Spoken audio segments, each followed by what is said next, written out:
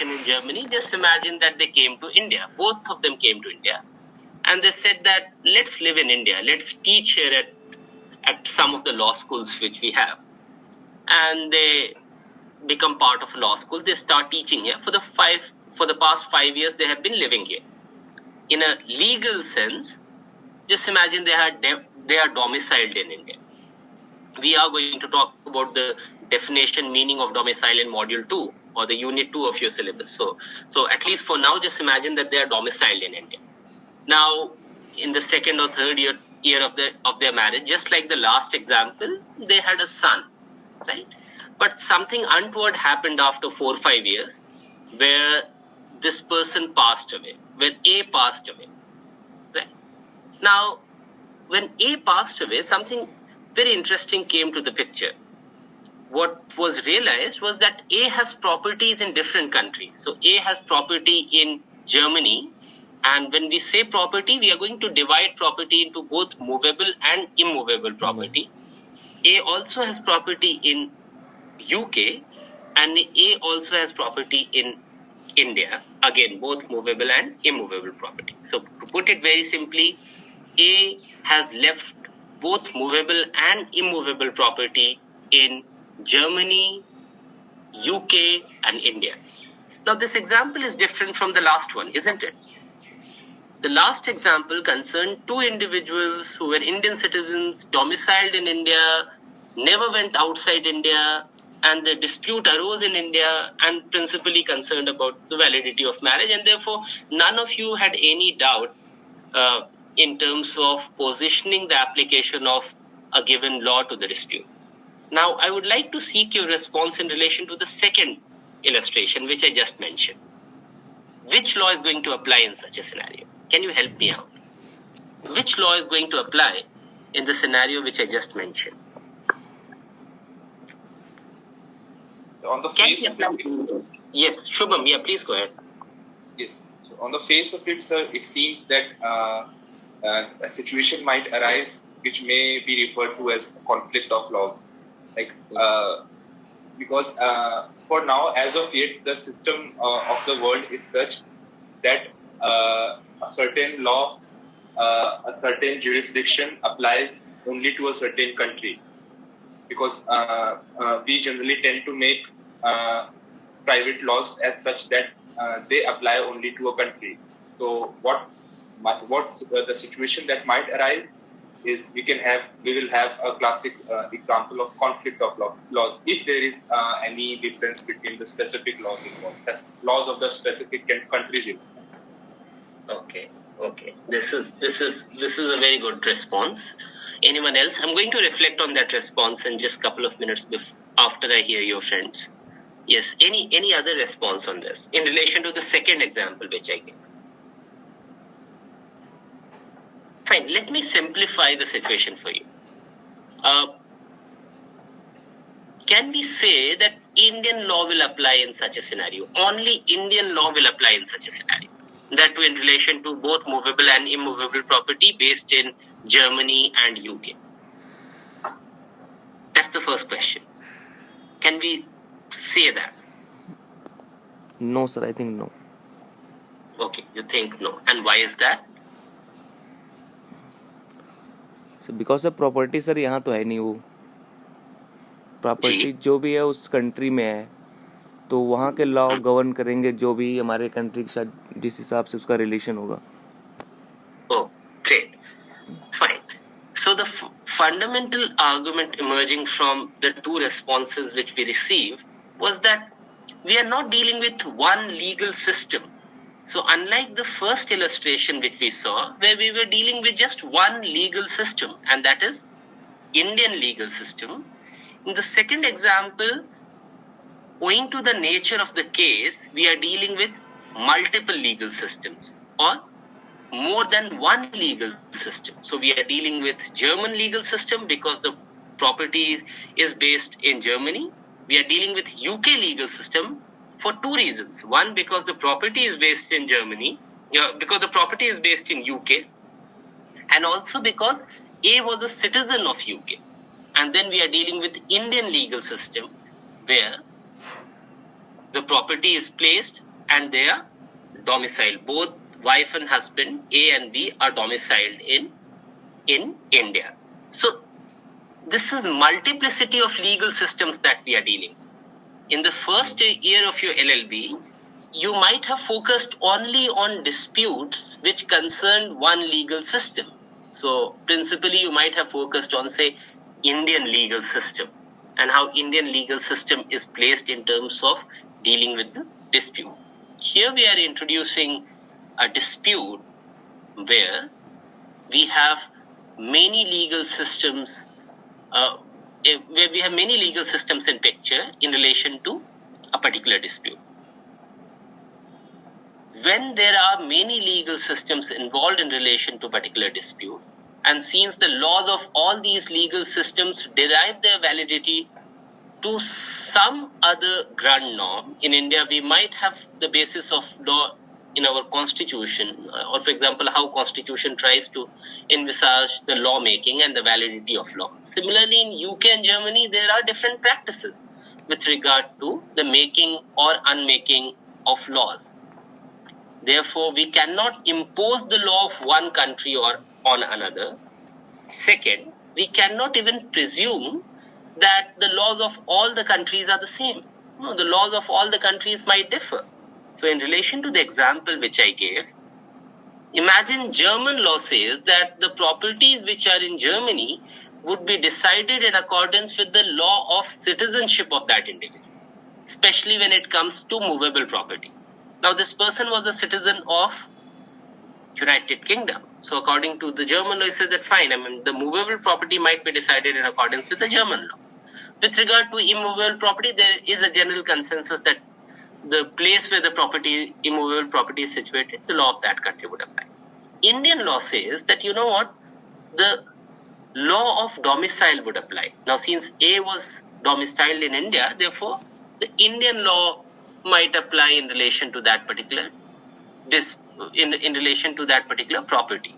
And UK law says that the law of citizenship would apply. Now, there are three legal systems we are dealing with: India, UK, and Germany. All three of them envisage different rules for determining the status of the property. Now, this is the conflict we are looking at in terms of how a dispute is to be decided, something which Shubham was referring to as conflict of laws. That is another name for private international. Therefore, there is a contradiction in terms of how the obligations of the parties might differ. It is for this reason that private international law rules are used to strictly define or to make sure that there is consistency in deciding a dispute.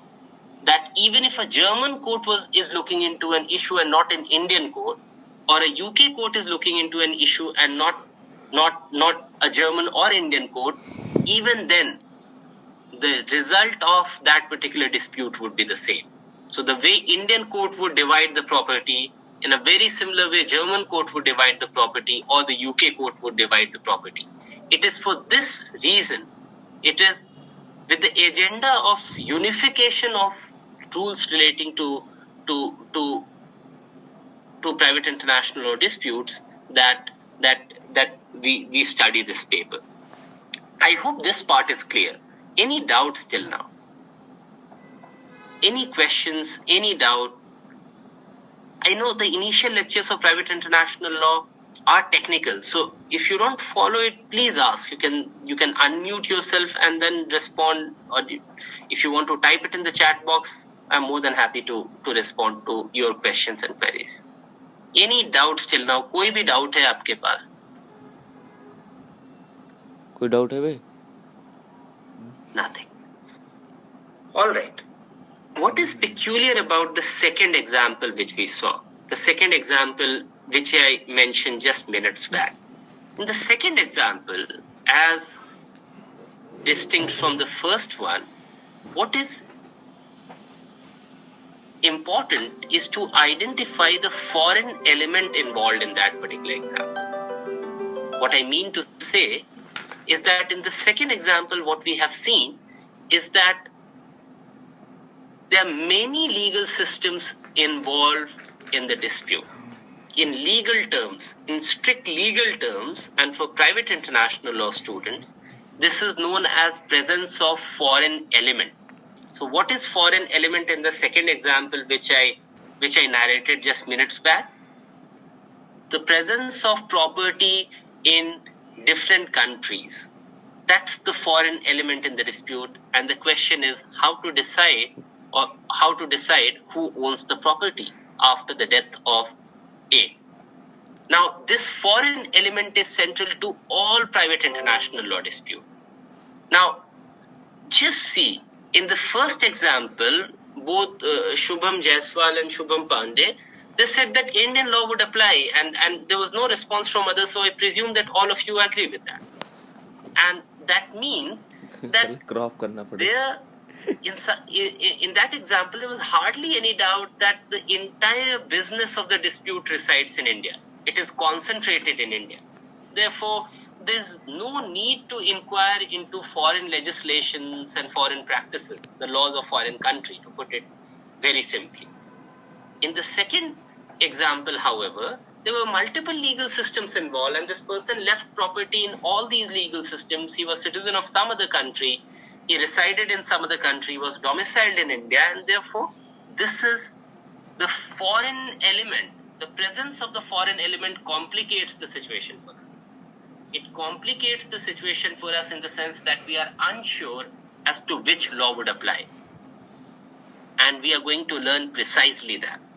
So, in our discussions during private international law lectures, we are going to understand as to how to solve such disputes, how to solve such matrimonial disputes, contractual dispute, tortious disputes, and how to enforce the judgment. Now, if you have understood this idea, my fundamental intention was to introduce you to the idea of foreign element with the help of this example. Now, let me introduce another basic point, something which we'll be talking about all through the semester. Every private international law dispute will have a foreign element. That's point one. Second, every private international law dispute will significantly go through three processes. One, jurisdiction. Which court will have jurisdiction when there is a foreign element involved? Second, choice of law. Which law will apply when there is a foreign element? And third, if a court has passed judgment, how can we recognize and enforce that judgment in other legal systems? So how judgment from one jurisdiction is recognized and enforced in some other legal system. Right? These are the three questions. As students of private international law, you must keep these three questions in your mind all the time. Every dispute which we study as part of this course, private international law, would inevitably involve these three questions. Let me iterate for you for clarification. Presence of foreign element is central to private international law dispute. I have given an example to simplify that for you. If you have any questions, please ask. The second point which I made was that every private international law dispute would involve three aspects. One, the question of jurisdiction. Two, the question of choice of law, because there are many legal systems. So one is unsure whether Indian court will have jurisdiction, or British court will have jurisdiction, or German court will have jurisdiction. The second, choice of law, would mean that fine, even if Indian court has jurisdiction to look into it, how is the property going to be divided? And third is, what if Indian court pronounces on it? What if Indian court gives a verdict and that verdict is to be implemented in Germany and UK? In such a scenario, how are we going to get Indian court's judgment recognized and enforced in Germany and United Kingdom? These are the issues we are concerned with. Any doubt here, any questions, any doubt, please ask. This is a very important attribute of private international law. No, yes, nothing. jurisdiction का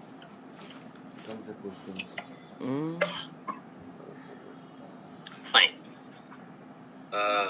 If yes, Donica, you were saying something? I guess so. Thank you. Yeah. So in these three questions that that every international dispute would involve, the third one, that is the recognition and enforcement of any judgment by a foreign court. So does this happen? As far as I know, and as far as I've read, it happens in case of an arbitral award, that there are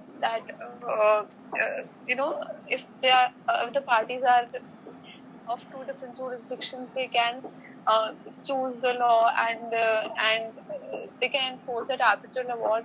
But in case they are of two different jurisdictions, so how does this work? Like, how does another foreign court recognize the judgment of another country's court? Like, how does this work? Okay. Yeah. Thank you for asking that question. We are going to learn precisely that throughout the course as to how foreign judgments are to be implemented in India, or for example, Indian judgments are to be implemented in the crux of your question, that whether the question of recognition and enforcement of foreign awards is confined to arbitration alone. I would answer that question in the negative. That's not the case. That's one example, but not the only example, and rightly so. That's one of the most, I would say, to put it in general sense, that's one of the most rather glamorous examples of how foreign judgments are recognized and enforced. Foreign awards are recognized and enforced, and we often hear about it. But there are other matters as well. So the judgment of US court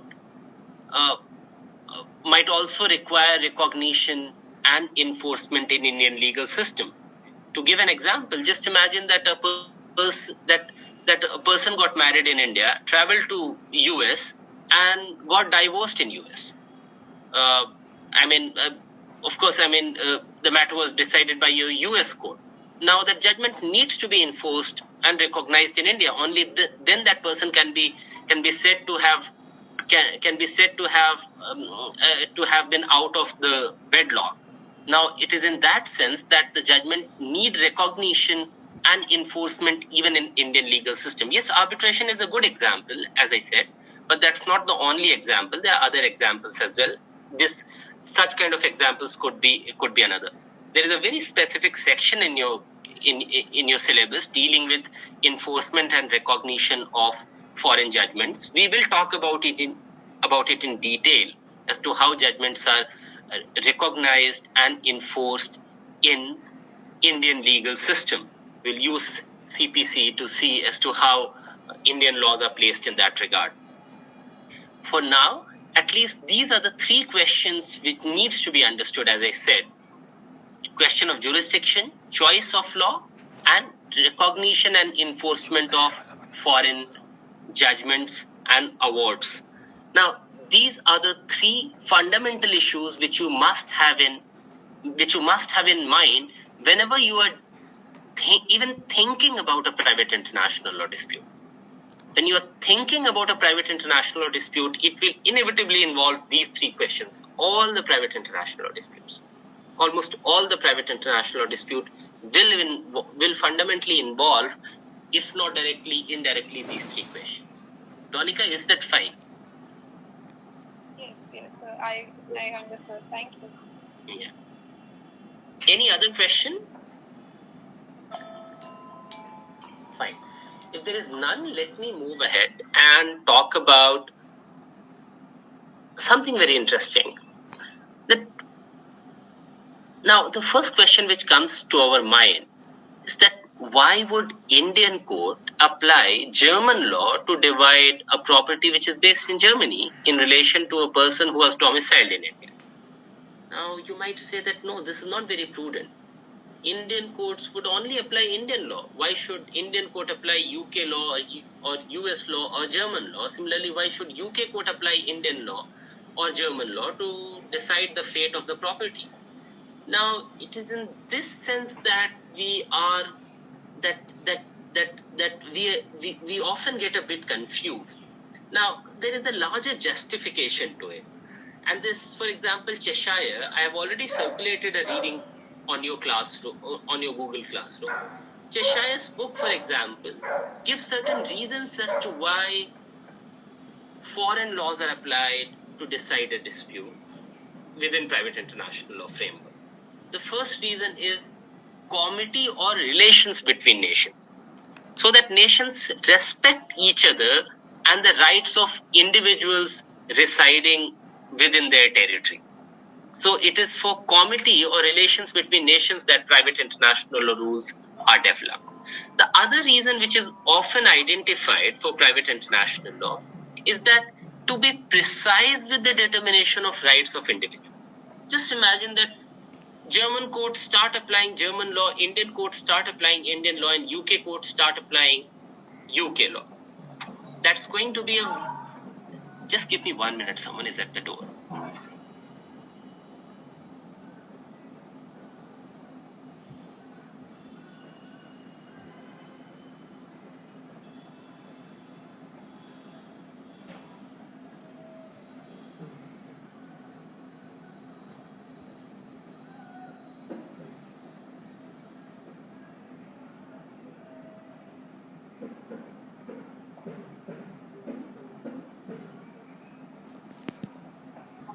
Sitting at home. Where was I? What is it that we were talking about? Why courts apply foreign laws? Yeah, Okay, thank you. Yeah, so Cheshire identifies these reasons. The first reason which he says is that comity or relations between nations is one reason. Similarly, he says that it is necessary for the precise determination of rights by individuals. Then they also talk about a factor of convenience. And they say that it is more convenient to apply it. Convenient, let me explain this point, or at least reflect on this point a bit more. When it comes to convenience, what we are actually trying to say is a scenario where person A would, in relation to the distribution of property of person A, cases was required to be filed in three different courts: in UK court, in German court, and in Indian court. In scenario, it would become very difficult for a person to actually travel to different parts of the world and apply private international and get the property. So that's one of the complicated reasons, or one of the complicated factors which private international law seeks to do away with. So these are some of the reasons which Cheshire and others apply. And Cheshire is one of the most recognized books throughout the world on private international law. So, and the chapter which I've circulated on the Google Classroom is from Cheshire's book. So please go through it whenever your time permits. There are other reasons identified as well. So many identify justice as one reason, legitimate expectation as another reason, practical necessity as another reason. So the list is long.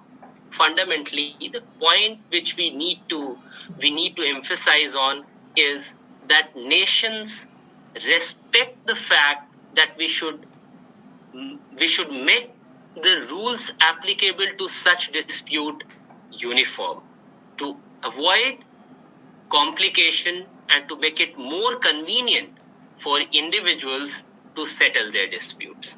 That is what the fundamental purpose underlying private international law is, or to put it in other words, that is the fundamental purpose underlying the application of foreign law by a state's judiciary. Right? I hope this point is clear. This brings me to something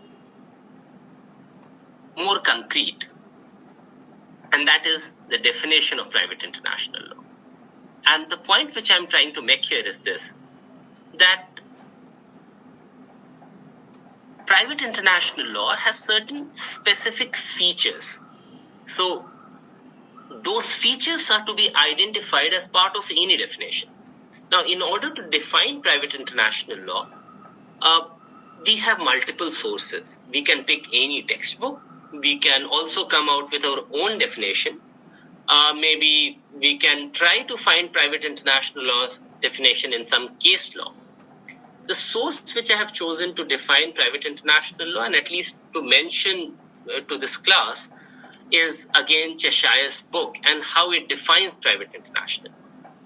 Now, Cheshire's book, the reading, if you have gone through, I don't know how many of you got time to have a look at the reading, if not read it. I've highlighted the definition given by Cheshire, the definition of private international law given by Cheshire. Now, let me identify the features of this definition because this is very important. It says that private international law is that part of law. Now, we need to understand what is that part of law here. That's a very crucial question. That what is the meaning of that here? Private international law then is that part of law which comes into play when the issue before the court affects some event or transaction that is so closely connected with a foreign system of law as to necessitate recourse to that system. This is a very simple definition given by Cheshire. For convenience, I'm going to paste this definition in the chat box. Can you see it now? Can you see the definition in the chat box? Yes, sir. Fine. Let us deconstruct this definition. Let us try to understand this definition as to what is it that Cheshire is trying to talk about. Fine. The first element which I see in this definition is that private international law is that part of law. What is the meaning of that part of law? More precisely, what is the meaning of that in that part of law? The second, and we will come back to this question, the second element which I see in the definition is that when the issue before the court affects some fact, event, or transaction, that's the second part of the, that's the second element of the definition. The third element of the definition is that is so closely connected with a foreign system of law. That's the third part.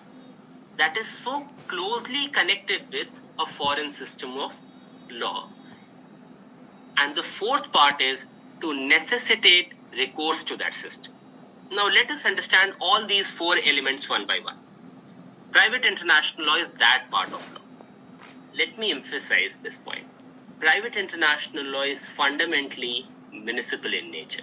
So when we say that private international law is that part of law, what we are actually concerned with is municipal law of different countries. So we are concerned with, say, Indian private international law rules. We are concerned with German private international law rules. We are concerned with UK private international law rules. That is what we are actually concerned with.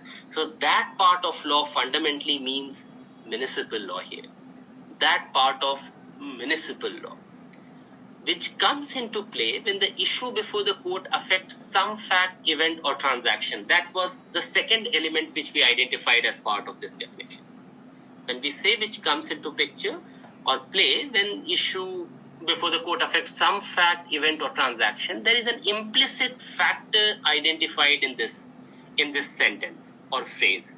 And that implicit factor is that private international law matters concern private disputes only, or they fundamentally are concerned with application of private law and not public law. Now, at least you have studied quite a few papers in your law course, so I'm sure it would be too casual on my part to define or make a difference between private law and public law. But to simplify things and to put it in very, very simple words, public law would imply something which concerns society as a whole, while private law concerns individual interests only. That is something which should be kept in mind. The third element is something which I identified today at the beginning, closely connected with a foreign system of law. This is the foreign element we are talking about. So in the second example which we took, this was the close connection we wanted to emphasize on. That a person who is a UK citizen living in India, domiciled in India, has left property in Germany, UK and India. Now that's the close connection we are talking about.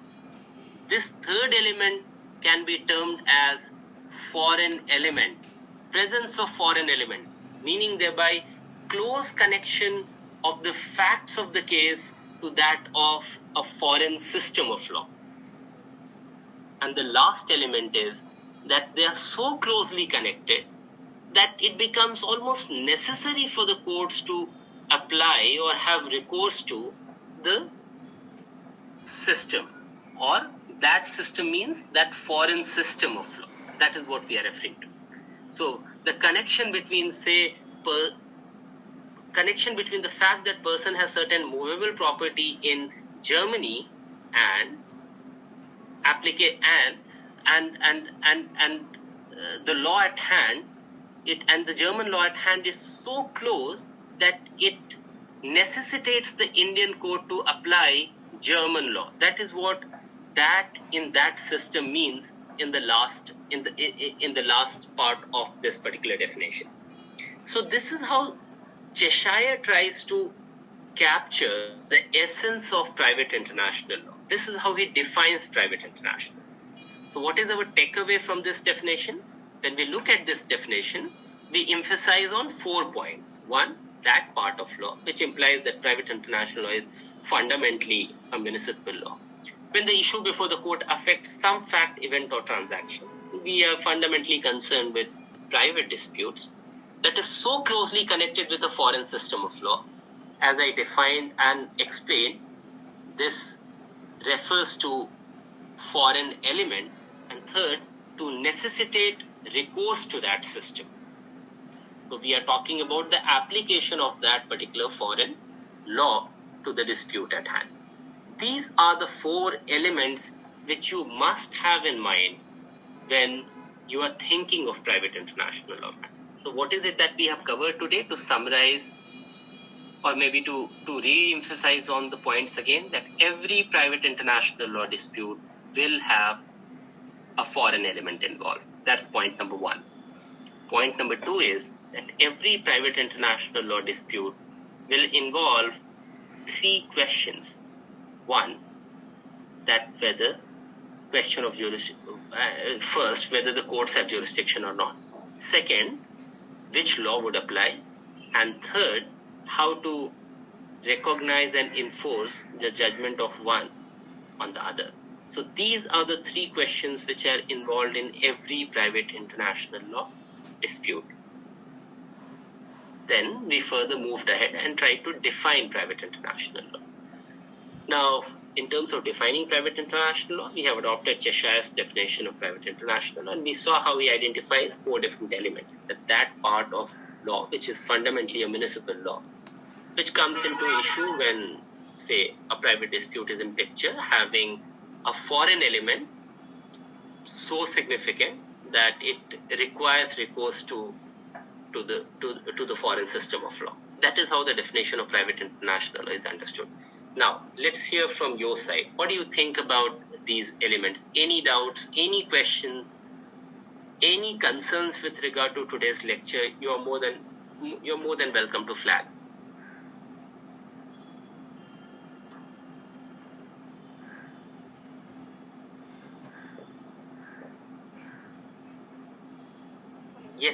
Yes, please. Yes, sir. Thank you for the lecture. So, just one thing.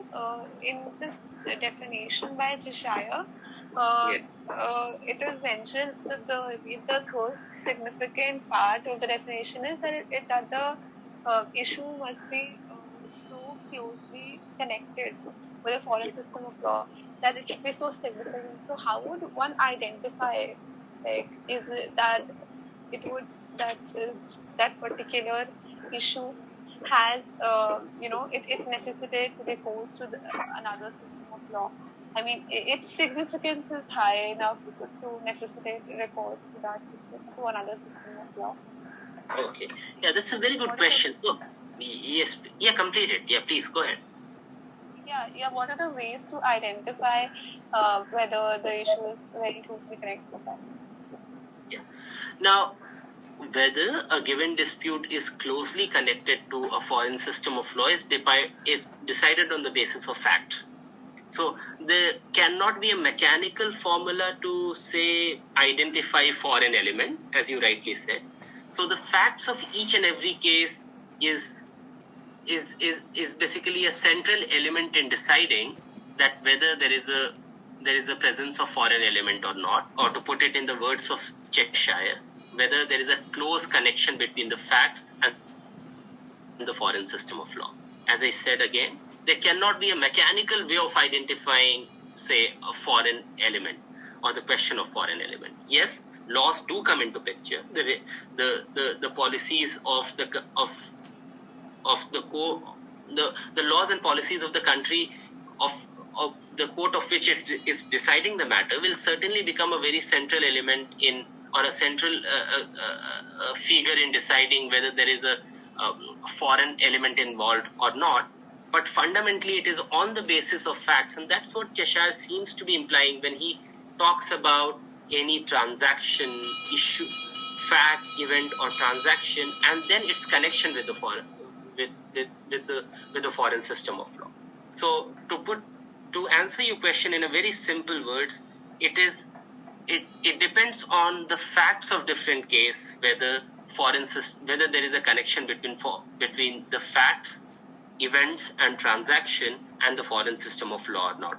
The two examples which I gave at the beginning of the lecture, reflects precisely this. In the first example, we were all clear. In fact, your classmates responded by saying that Indian law would apply. They could answer this question mainly because there was no foreign element. It was a typical case where everything happened in India. There was no involvement of foreign element. But in the second case, we saw that there are different kinds of relationship with three different legal systems. And that's why, according to the facts of the case, we distinguished between illustration 1 and illustration 2. Illustration 2 involving foreign element. So, to answer your question in one word, fundamentally it would depend upon the facts of the case. I hope that is fine. Yeah, that's clear. Thank you. Thank you. Any other question?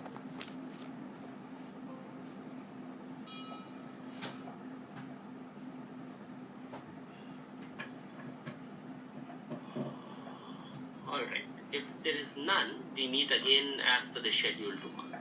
I hope that's fine. If you have any questions which you believe that should be discussed privately, or you don't want to share such questions here relating to private international law, please feel free to maybe write an email or drop a text. That should be fine.